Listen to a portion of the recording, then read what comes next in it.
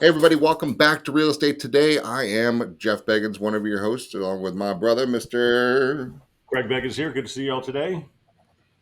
and our other brother from another mother, Mike Puma. Mike Puma. Happy to be here. Yes, we're happy to all be here today.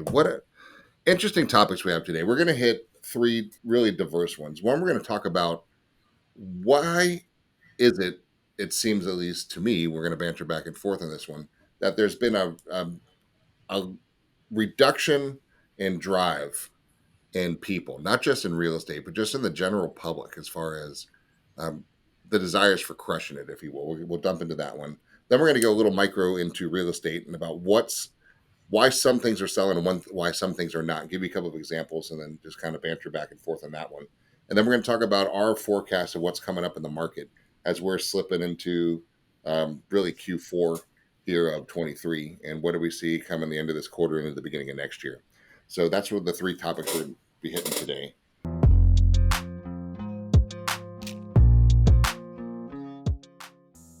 And let's talk about the first one, guys, because this one is really perplexing to me. Because when I look around and I see the abundance everywhere, the opportunities are huge. Technology is at our fingertips. AI is creeping into all kinds of segments.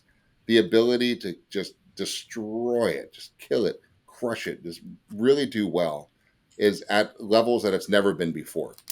Yet I look around the industry and I look around just people in general, and there's way fewer people taking advantage of it. And I don't know what the answer is from why, and maybe it's just a perception of what I'm seeing. There's very few people actually pushing it. Let's talk about it. What are you guys seeing and why might that be? And if you disagree, let's talk about it. And I really want to dig into this topic for a little bit. Well, I think we teach our salespeople about the reticular activating system. Right? That's a little nudge on the back of your brain that filters out what's not important to you and what is important to you. And there's a lot of fear in the marketplace, especially if you watch the mainstream media.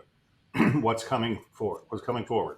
Recession, inflation, interest rate growth. It's paralyzing to most people, right? So if that's what you're feeding your brain with, hard times are coming. Remember that old story? The man walks into a restaurant and he picks up the newspaper and it says, hard times are coming. And he goes home and tells his wife, honey, that fur coat we were going to buy, we can't afford it. I heard hard times are coming, so we better not get it. So the woman went to the fur coat store and said, honey, my husband said we can't buy this. Hard times are coming. And you get the point, right? It rolls on. So it trickles down and everybody starts freaking out saying, hard times are coming, hard times are coming. Everybody retracts back because that's what they're focused on.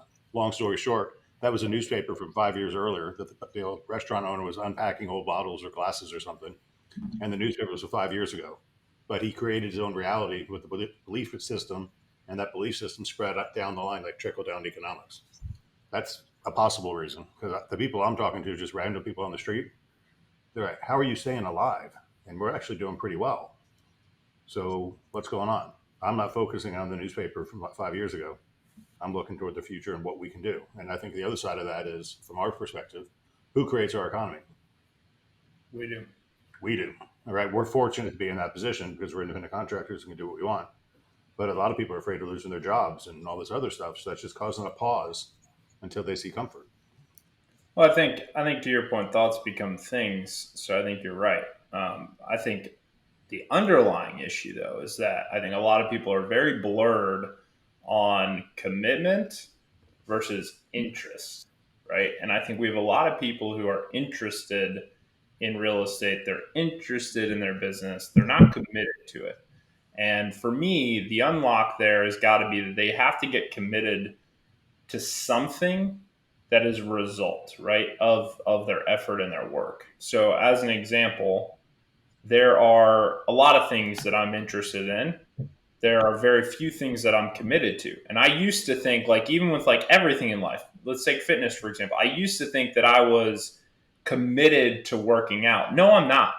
I'm committed to the feeling that I get from being in shape and working out, right? I am not actually committed to the method that I use to get to that feeling. If tomorrow that shifted and it just meant that I could literally sit here all day and then get that same feeling, cool, then I'd be committed to that. But I'm committed to the feeling, not to the process. And I think that's That's where we've got to get clarity, and we've got to get an understanding that there is a big difference between being interested in something and being committed to it. And right now, there are not enough people committed to their business. And so they're interested in it, but that means that the second that the first, bump comes, they're going to be like, all right, maybe I don't need that, because they're not committed to it. Where we all have something that we are absolutely committed to. If you have children, you're committed to your kids eating tonight, right? You're going to find a way to make that happen no matter what. So that's what we need, though. That same mentality, we need to find a way to get that in your business, and if not, it's too easy to do nothing. It's too easy.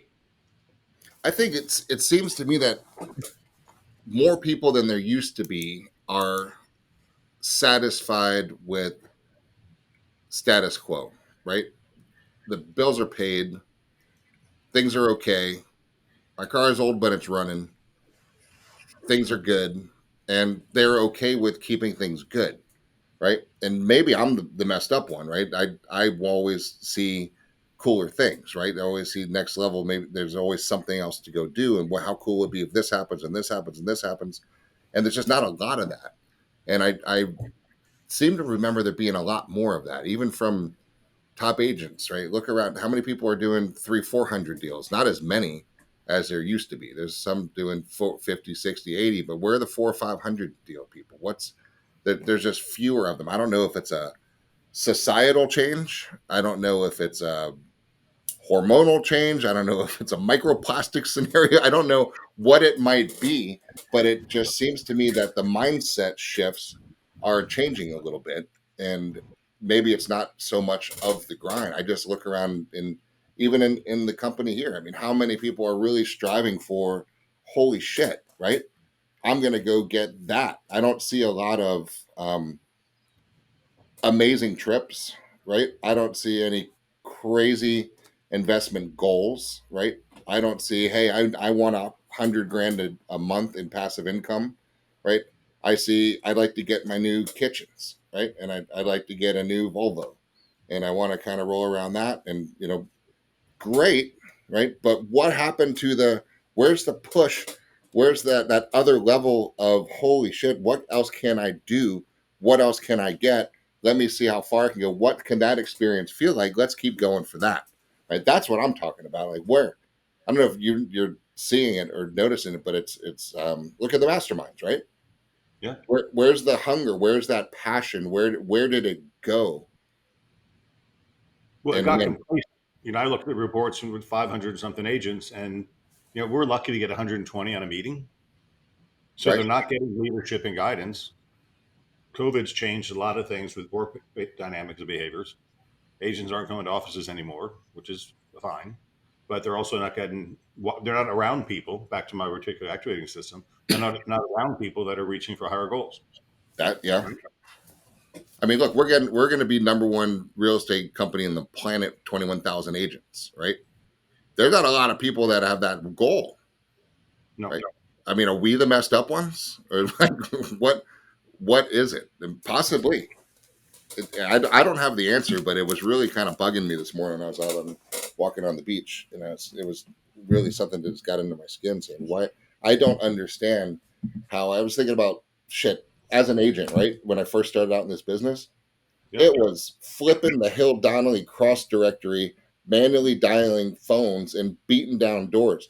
There was not a shot of an AI robot voice calling for me, and ISAs, and I didn't have people sorting out phone numbers for me, and robo dialers and all kinds of stuff.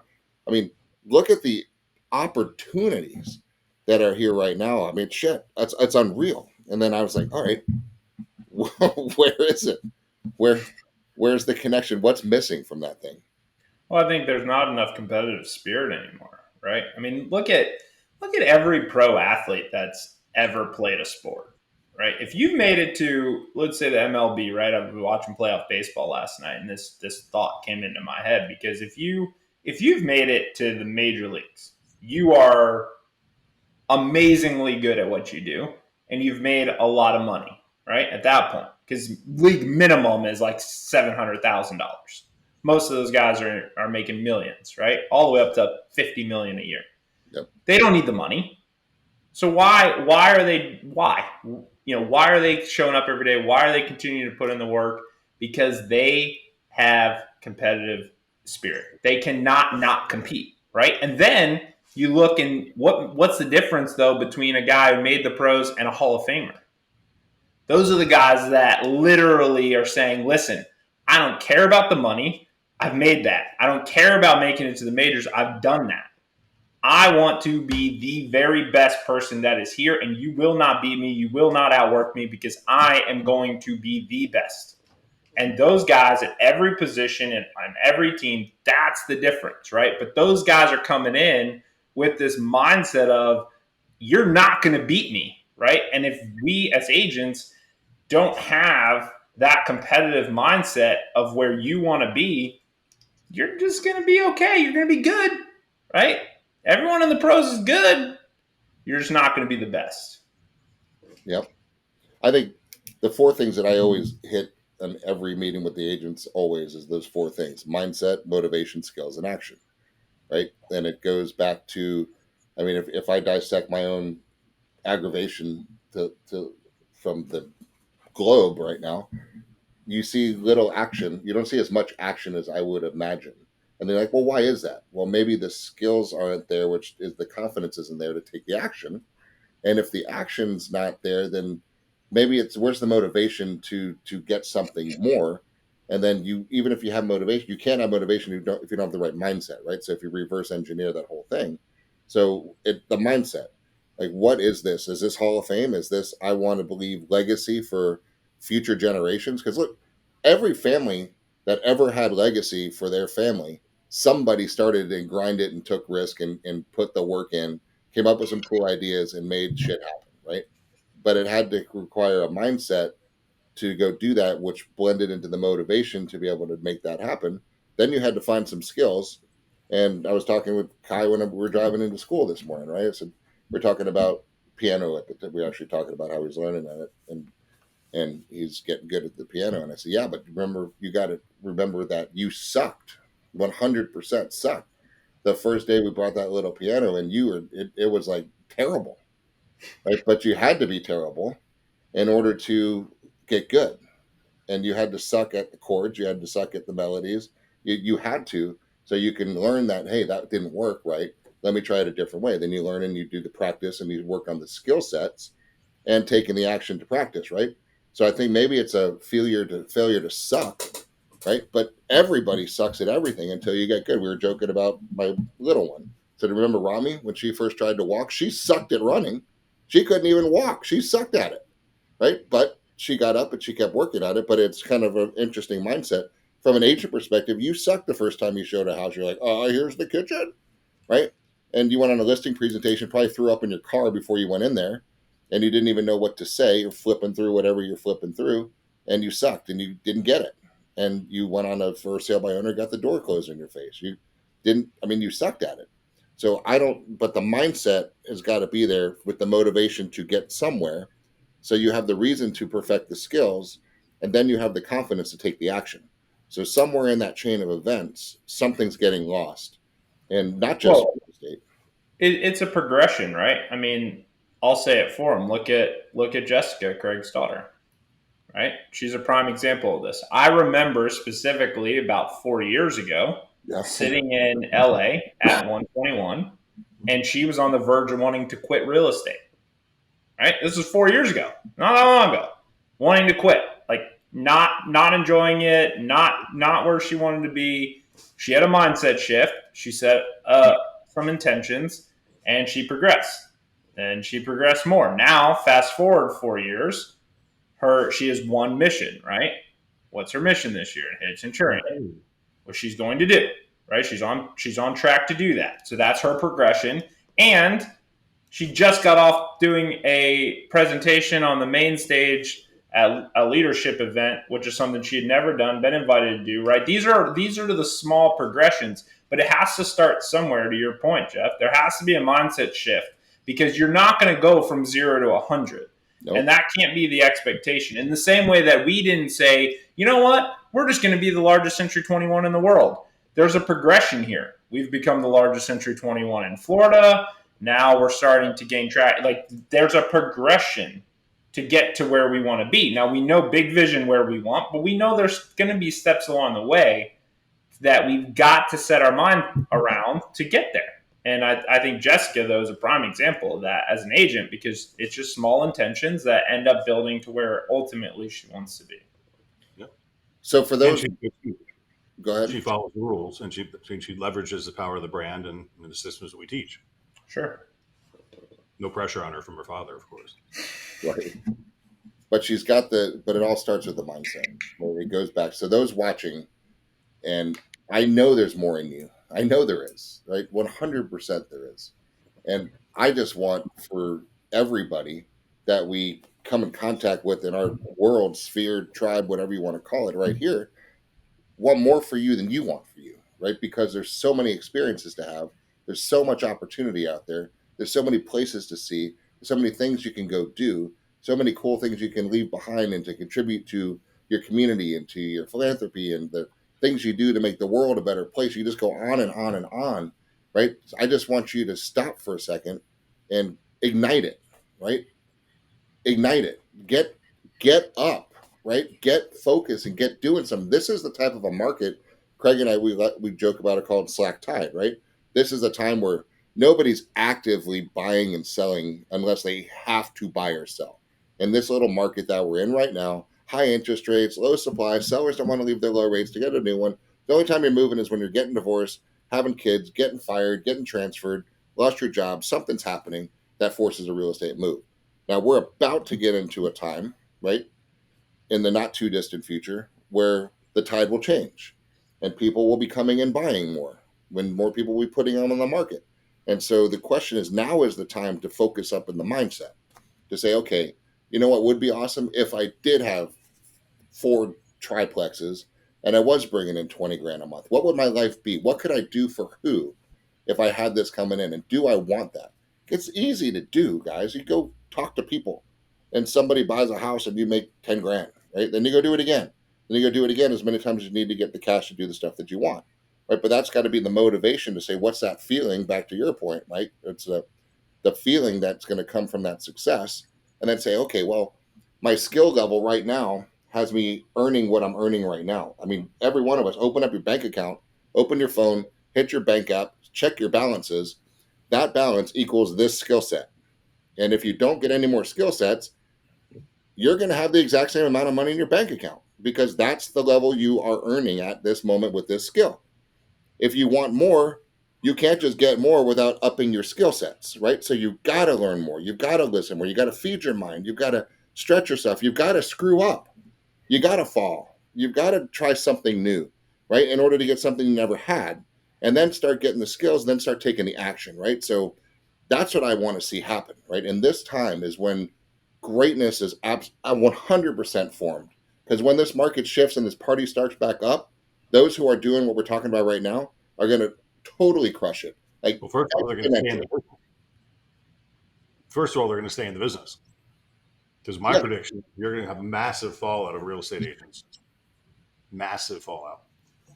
Because it costs $3,000 or $4,000 or $5,000 a year just in expenses to keep your license active and going. That's right.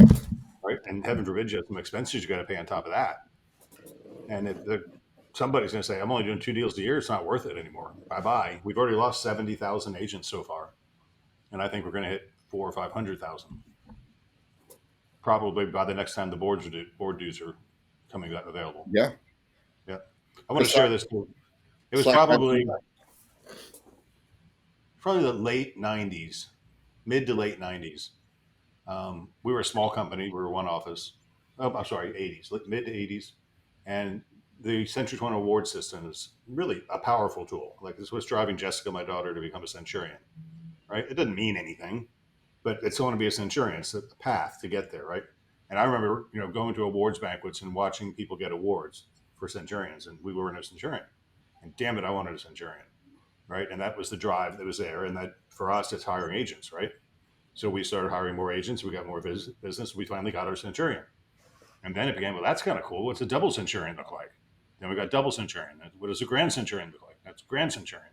What does number one office in the state look like? Well, let's do that too. And I remember particularly once they announced a brand new award, and it was a Centurion Award plus a Quality Service Pinnacle Award, and they called that the President's Award. So then it became we focused on the President's Award, which was not only doing a lot of business, but doing a lot of business, getting good quality service reports too. And that next year we got the President's Award, right? So it's surrounding yourself with people and having something to reach out for, right? But you got to surround yourself with people and be aware that other people are doing that. Well, and as a segue to our next topic, I think Yep. we also need to understand that everything is our fault, right? I think it's easy for us to make excuses. It's easy for us to blame a lot of other reasons why our business is where it's at or why we haven't hit something that we said we wanted to hit.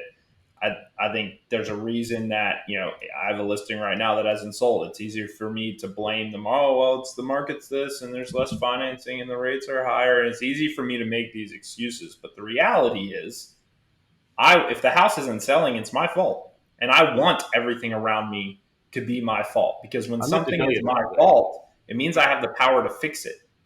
If there's stuff that's out of my control that I can't fix, right? That scares me. Those are the things that scare me the most, because those are the things that I don't have any control over. I can't just make adjustments and fix those. The variables that I truly cannot control, that's a problem. That's the shit that scares me. Right? What doesn't scare me are things that are my fault. Because if it's my fault, that means that all I have to do is pivot. I got to make an adjustment, but I can change it and I have the power to fix it. I have the power to change course. I have the power to do that. That's what I want. So I want everything to be my fault, because that means that I have control over those things. And so I think we've got to take more responsibility and accountability and understand, stop making excuses, understand that you are where you are and you're there because of your actions, your mindset, your choices. Take accountability and then be excited about that, because that means you have the ability to go change it. Great. Well, everyone always says it's your fault anyway, so there you go. Falls right in line. Let's talk about specifics on homes for a second, because it's totally very diametric markets in a lot of times. And we always talk about there is no market, there's only micro markets. So we have some micro markets that homes are selling on the day they put on the market. We have some micro markets that have been sitting with no offers for months right now. So what's going on? Well, I'd go one step deeper than that. We've got houses within micro markets that are selling over asking price with multiple offers within a weekend. And we have houses in the same micro market that are not selling after 140 days on the market. I ran into my home builder neighbor this morning, and he looked at me puzzled, like, what's going on out there? It's crazy. And I said, no, it's complicated. He says, what's happening to you guys? Are you selling any houses? I said, Andy, it's crazy. We're selling houses. Some we're selling with multiple offers over the weekend above asking price, and some are on the market for 180 days. And he's like, well, what's happening? I said, well, look at your neighbor, for example. He bought the house for $1,350,000 2.5 years ago. And he just put it on the market at $2.8 million, $2.9 million actually. So what house went from $1.3 million, double it, 2.6, add another 20%, 2.8, now he's dropped it 2.9, now he's dropped to 2.8. Then he's going to sit there for a while, drop to 2.6. And this is a neighborhood that never had a $2 million house in the history of its 30-year existence. And now all of a sudden it's 2.8. It's a beautiful house. But somebody's testing the market. When the agent goes in with the proper mindset and exposure and experience in the marketplace, and they guide the seller to properly price it, that's what happens. That's when things sell. I'd suggest that you could take a micro market that's not doing well and price the house differently and turn it into a micro market that is doing well. What's two things involved in selling houses today? Price and motivation. So I think we have a lot of greed on the seller's front. There's another neighborhood I've talked about in previous podcasts that a whole bunch of people bought a whole bunch of houses in the $600,000 price range or $450,000 price range. And they've owned them for 6 months, so they decided they can make $900,000 for them. And they all put them on the market at $900,000. And then all of a sudden that market stopped. Nobody bought. The house didn't double in less than a year. It just didn't. Yep. Somebody said it did and decided to price it. So a lot of agents, I think, are pricing based on active competition. And that's not what you do in today's market, right? when things were selling fast, it was 6, 9 months ago. Those days are gone. You can't use those. And now the seller greed has kicked in. So the Yeah, seller, it is interesting though because in a lot of markets, traditionally supply and demand rules all, mhm. and that's not necessarily the case right now. Supply and demand will always play a major role, but I mean, even up my way, supply is super low, and there's still some demand, but the demand has shifted, and a lot of what we're seeing is we have people that want to buy, they are willing to pay that price, but physically can't because of the rates. So the amount of buyers that are able to pay, even though they're willing to, and even though the demand would normally be there, it's just not there because it physically can't be because of the way the rates are, right? So what does that mean? It means we have to adjust. We can't control the rates, but we can control, do we want to adjust to make sure that that interested buyer can buy, right? Which means we got to be more flexible on price. And if you're not willing to be more flexible on price to meet where the demand is, or the demand that's there can actually buy, that's a problem, right? And your home's probably going to sit longer and it's not going to sell as fast. So these are just things that we are balancing against. That's unique because you usually don't. It's usually not an issue when supply and demand are both there, but it's a unique problem right now, and it's a problem in a lot of our markets. Well, I love this example because I think the most professional marketers out there are the new home builders, right? And I'd Yep. love to follow what they do, right? What are they doing right now? They're buying down interest rates Yep. and they're paying buyers closing costs. So they're Yep. buying rates down. Now they're 7.5. They're buying down to 5.99. They're paying $10,000 to $15,000 in closing costs. They're paying realtor bonuses, not less. They're not cutting our commission. They're raising our commissions.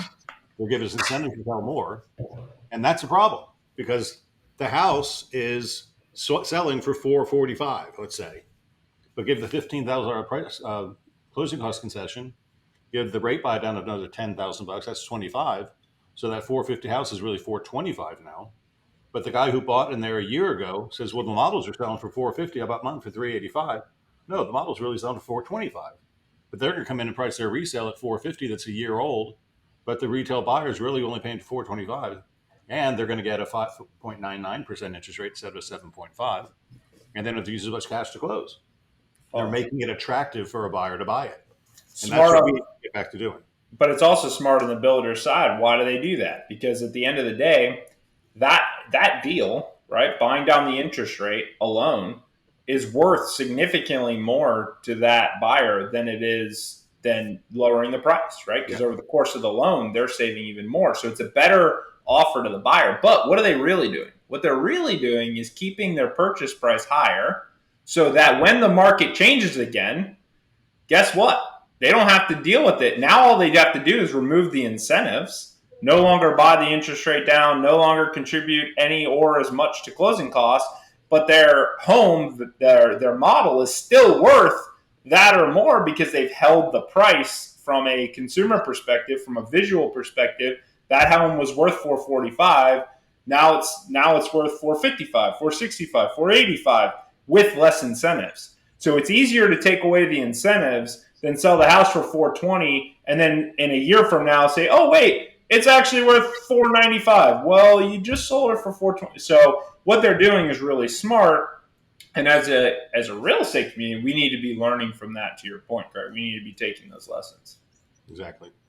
And all of those tweaks are a function of supply and demand because as you do offer the rate buy downs and the credit costs, you open up more supply, right, or higher demand for your home because now you have increased your buyer pool. So what you need is a really damn good agent that can surgically look at your piece of property and say, this is exactly what we're competing with.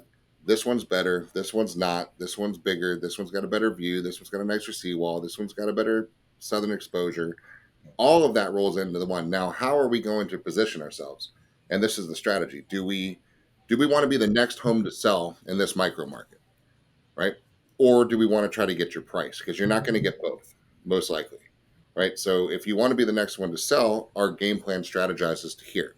If you want to try to keep that price, our game plan strategizes to here. We don't care as your agent which strategy we're going to go do, right? We just want to make sure that you're clear as far as what you want, because our marketing strategies change completely. And the way we converse with the buyers and the buyer's agents and all that other stuff really changes a lot. So the value of your home is dependent on the marketing strategy that you actually have with your agent, because it really takes a lot of strategy. And only people who really know what the hell they're doing in markets like this is who you need to be dealing with right now, because experience matters, guys. Well, it's sad at our sales meetings when they pitch their caravans. I'm usually there, and Chris is there, and they pitch their houses, and we're like, "Whoa, that picture's in the wrong place. That one, this is the best feature. Put that as photo number one." Mm-hmm. Right? And then that verbiage, that's not good, right? That price, how did you come up with that? The one down the street sold for this, boom. And it's almost like the sellers are dictating what they want, and we're not strong enough to go back and say, no, this is what you need. It's almost like the doctor. And a lot of people think it doesn't matter. Just putting my house on the market. It's on the market now. That used to be the case. A year and a half ago, you could have had a picture of the toilet, right? And it would sell. It would sell.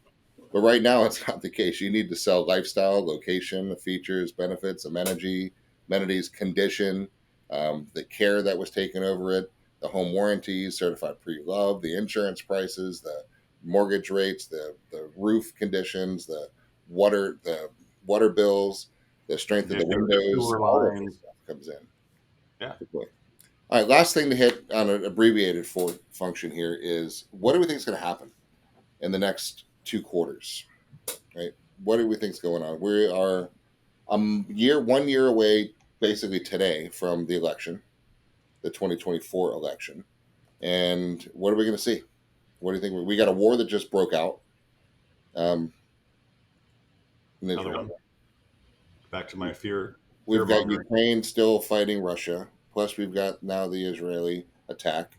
Plus, we've got inflation not under control. Plus, we have mortgage rates at really high levels, right? Recently high levels. We have consumer confidence not super high. We've got sellers not wanting to sell. We got buyers not able to afford a lot. And I mean, those aren't great headlines. So, what are we going to see over the next couple quarters? Let's Well, I call it the 40s. It's diamonds, death, debt, and divorce. All right. That's what's going to cause real estate. People are going to get married. People are going to get divorced. People are going to die, and people are just going to have too much debt, and they're going to be forced to sell to get their equity to pay off other bills that are making them in trouble. That's it. That's the real estate we're going to have, which is pretty much the real estate we had this year. We had a little kickoff in quarter 1, but then it went right back to the doldrums. So I think 2024 is going to be the doldrums. I think we're going to do low 4 million home sales in the country, as opposed to 5 to 6 million, which has been prior years. And we have to adapt. I think a lot of agents need to leave the industry because there's not enough pie to feed the 1.5 million members that we have now. So I predict 2024 to be very similar to 2023, but it'll be done by fewer agents. I My think, yeah, no, I think that's a fair thing. I think a little twist on it, though. I think we're going to have Q4 and Q1 be slow. Just historically, Historically, they Q4 are. has been Right. slow, and Q1 I see rates being an issue. I think it's going to be interesting to see, because it's all going to become the yield rates, right? Depends on what's going to happen in the bond market and what happens with this war, and how much money gets dumped into this war, and where does the money move from bonds to treasuries to investments. And that's going to be a lot of that, and because mortgage rates are affected by that. So I think we saw a little bit of a dip in mortgage rates this week, when the war started on, or I shouldn't say war, the Israeli attacks. Early stages. What are we? A few days into it now, only. And so that's going to be a big question mark as to what happens there, how much money is authorized to be spent by Congress. And that's going to have an effect on yield rates. And that's going to have the effect on mortgage rates. And you got a lot of pent up demand that's going to buy or not buy, depending on those structures. And then you've got an election coming in, which, if I were the sitting president, I don't want people pissed off going into the polling booth in November. I would rather them think something better. So anything, and I know I don't control the Fed, but I certainly have a little bit of power on policies that do control the Fed. So if it were me, I would want it to look like a really steep incline that things are on the right track and I'm the right guy to keep in office. So how do you do that? You hurt him, then you heal him. You create a really shitty Q4, a really crappy Q1, and a marginally okay Q2, and then a really strongly trending Q3, a nice trending into Q4. So people are in a better mood because they have a short term memory, right? As they're walking into the November election.